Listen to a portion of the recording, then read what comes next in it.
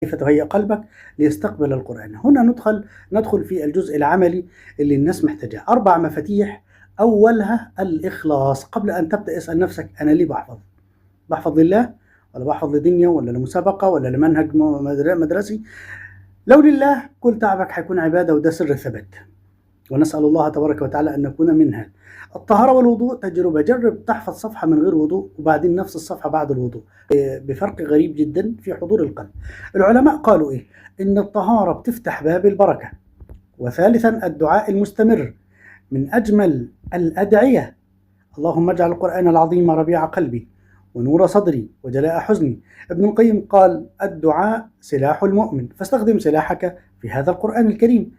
التطبيق العملي: تحفظ آية عن الصبر في يومك، يحصل موقف صعب تستحضرها وتطبقها، هنا الآية تثبت في قلبك للأبد.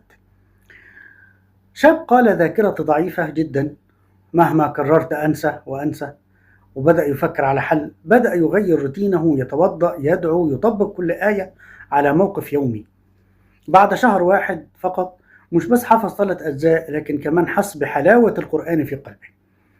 تعالوا ننظر من ناحية الجانب العلمي المبسط. إن الدراسات الحديثة بتقول إن الإنسان لما يربط المعلومة بعاطفة أو تجربة بتثبت أقوى في الدماغ. يعني لو ربطت آية بالحدث اللي حصل في يومك، عقلك يخزنها في ذاكرة عاطفية قوية. وهنا يظهر إعجاز القرآن، مش بس كلام يقرأ، بل هو منهج حياة كما قلنا سابقا يندمج مع يومك. لو نأخذ مثال علمي مثلا، أنت عمرك ما تنسى يوم فرحك أو يوم فقد عزيز عليك. ليه؟ لأن قلبك ارتبط بالحدث نفسه. نفس الشيء مع القرآن، اربطه بقلبك يظل ثابتا في ذهنك. أريد أن أقول في الختام: القرآن مش مجرد كتاب للحفظ، القرآن حياة. بس كده لا، اللي قلبه صافي هيلاقي الحفظ سهل ولذيذ، واللي قلبه مشغول أو مثقل بالذنوب، عافانا الله وإياكم، مهما كرر هيتعب وينسى. فابدأ من قلبك وستتفاجأ أن عقلك هيحفظ بلا مجهود. أشكركم على حسن المشاهدة والاستماع. السلام عليكم ورحمة الله وبركاته.